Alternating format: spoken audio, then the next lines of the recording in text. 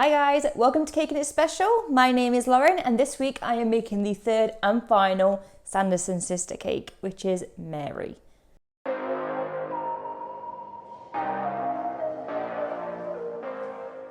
I've already made Winnie and Sarah into cakes, and also I have done Winnie's spell book. So if you haven't already, go and check them out. I will leave the links below. So here we go. For Mary, I have 3 6-inch vanilla cakes that I have dyed red. I'm going to stack them up using vanilla buttercream in between each layer.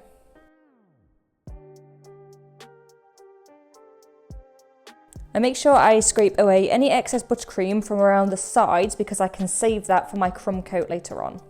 So now I can start carving, and I'm going to start carving at the top so that it tapers out into an A line.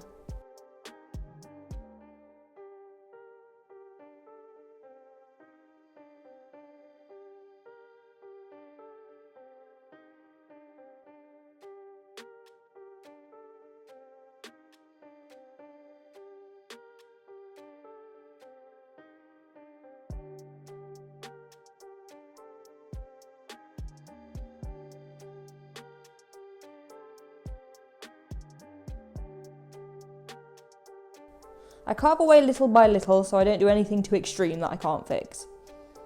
And I keep going until I'm happy. And then I can add a crumb coat, which is a thin layer of buttercream that locks in all those crumbs.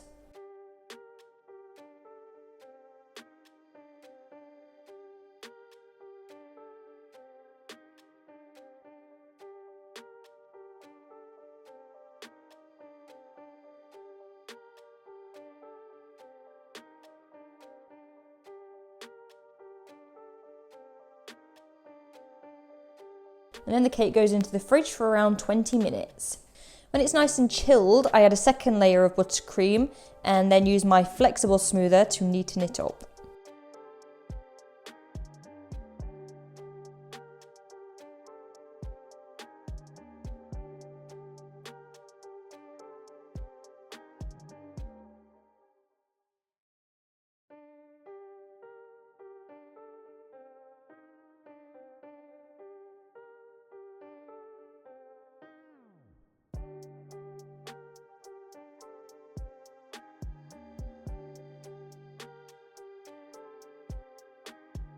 And when that's done, I cover the cake in a layer of red fondant.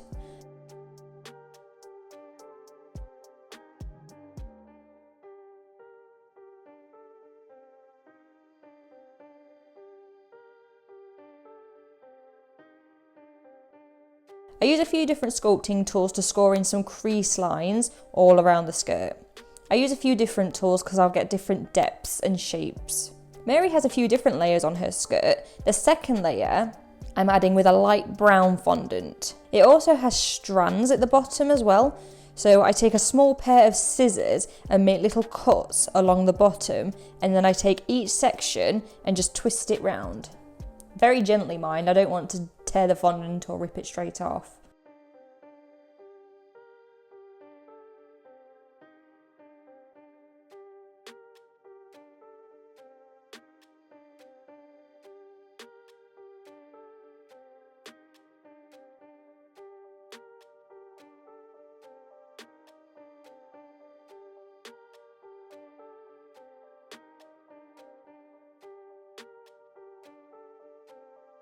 And then the last layer of the skirt, it looks like a scruffy knitted apron with different colours mixed in it. So I take a few different pieces of leftover fondant that I had and marble them together. And when it's stuck in place, I wanted to get the texture. So I grab a piping tip that is typically used for grass and hair. And what I do is I just push it into the fondant and scratch it up. I do this all over that layer of the skirt. I was quite pleased with how it looked.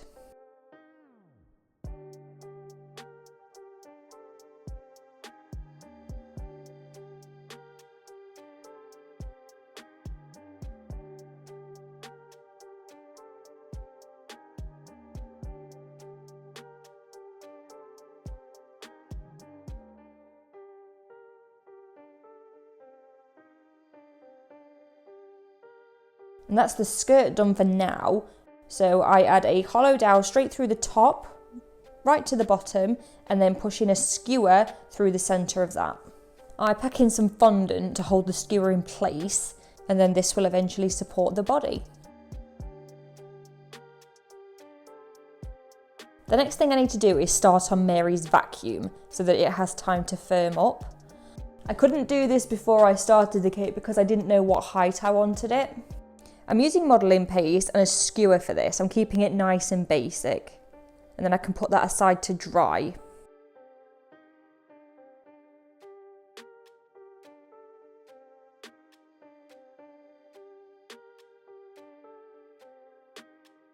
And then I can put that aside to start firming up while I work on Mary's body.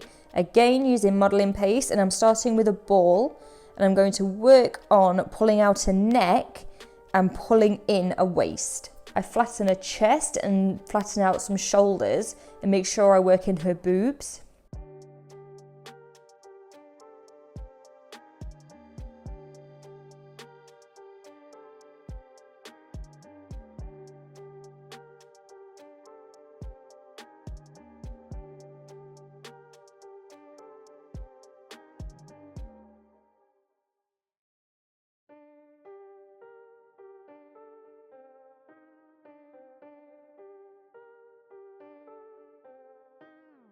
When I'm happy, I push a skewer straight through the centre to help me keep it in shape when I put it on the cake.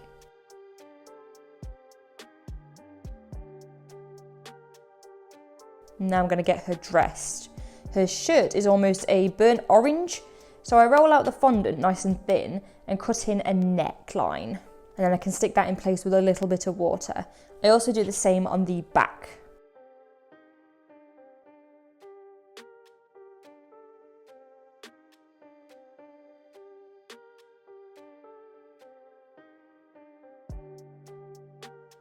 Now that the vacuum has had some time to start firming up, I can finish it so that it can go with Mary.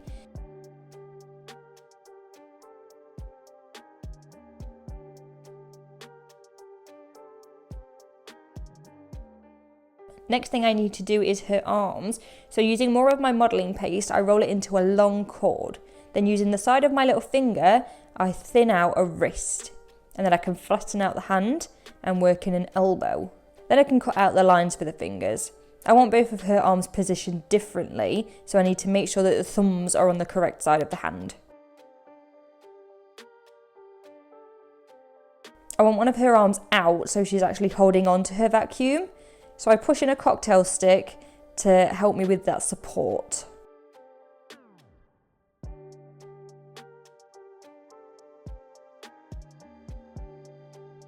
I wrap her fingers around the hoover and stick them in place with a little bit of water. I had to hold on to it for a minute or two just to give it a minute to dry.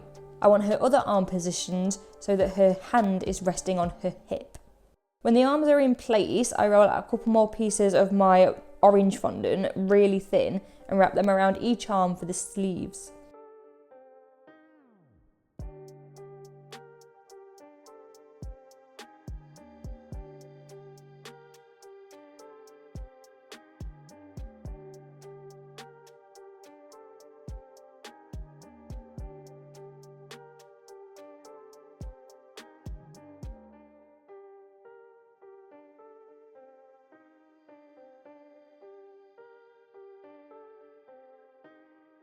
I also add a thin layer of fondant to the end of each sleeve so it looks like they're rolled up.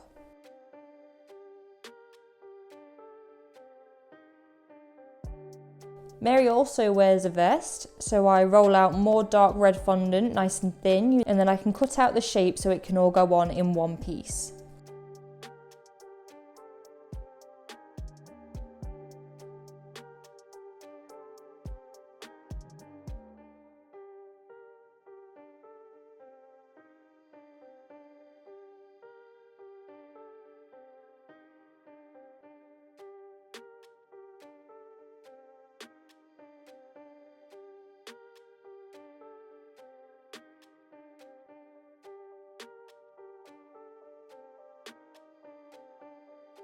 I also add a few strands to the top part of the vest.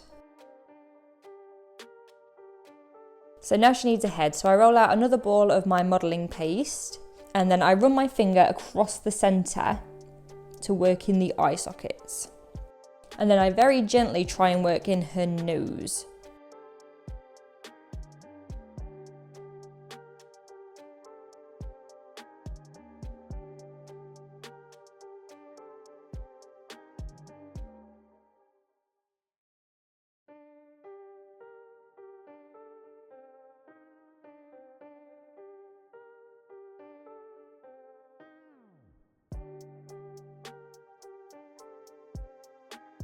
The thing I had to make sure I got for Mary was the way she positions her mouth. It's very specific.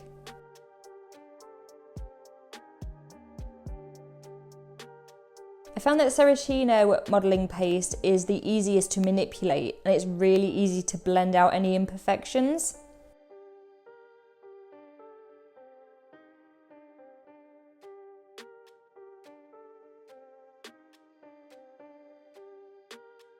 When I'm happy with the shape, I push in some eye sockets and fill them with white modelling paste.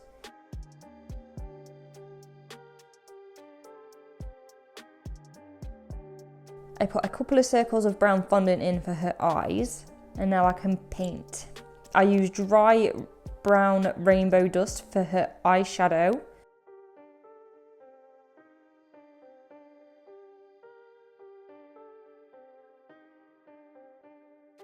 I like to use dry pink rainbow dust on the cheeks.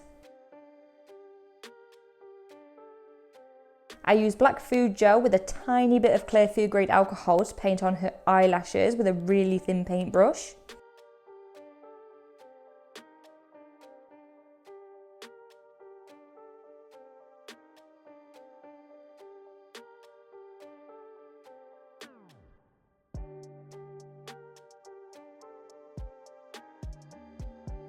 I paint in the details on her eyes with some brown food colour.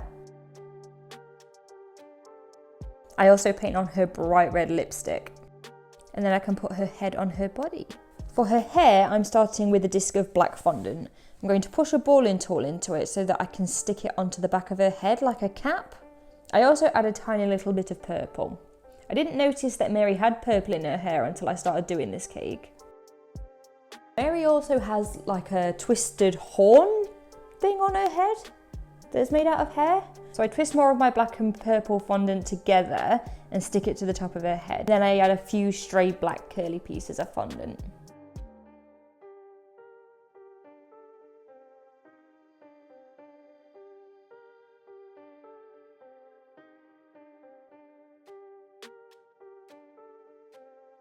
She also has rings under her vest that I paint gold. And now I can paint on her dress. The brown layer of her skirt is actually a checkered pattern, and I will attempt to paint it, but I'm going to tell you now I am not good at painting, so I'm going to do the best I can, but please don't get your hopes up.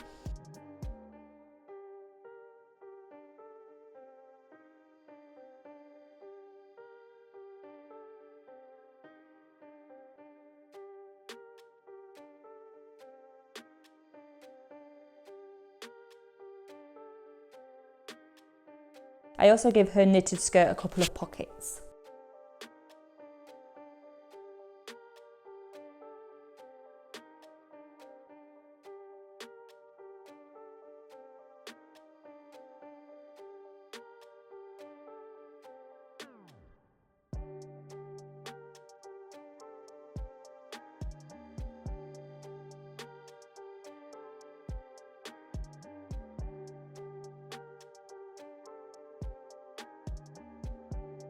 And there she is. I'm so glad that I did these three sisters. I am a huge fan of the movie, but I want to know who your favourite Sanderson sister is and why. Mine has got to be Winnie, hands down. And if you haven't seen the cakes that I've done on this channel that are all Hocus Pocus themed, make sure you go and check them out. I will leave the links below, and you may as well subscribe. It helps me out a lot, guys. Thanks, see you next week.